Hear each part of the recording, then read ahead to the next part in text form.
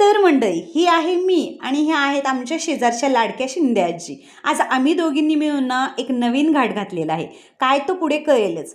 ते म्हणजे मासवडी करायचा. जशी मी जुन्नरला राहायला आली ना, तसं मला पहिल्यांदा हा मासवडी प्रकार कळला आणि पहिल्यांदाच खाल्ला देखील.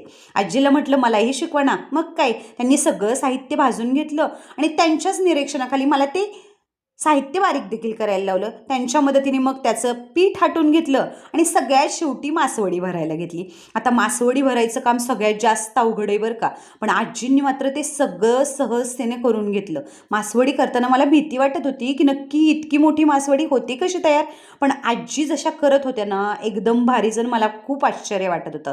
इतक्या सहजतेने त्यांनी एवढी मोठी मासवडी केली होती ना, भारीच. त्याच्यानंतर त्यांनी सांगितल्या पद्धतीनेच मी त्याची आमटी करून घेतली आणि म्हटलं एक मासवडी कशी लागते ती बघावी. पण मासवडी मात्र कमाल झाली होती बरं का. सगळ्यात शेवटी सगळ्यांनी जेवण केलं आणि सगळ्यांना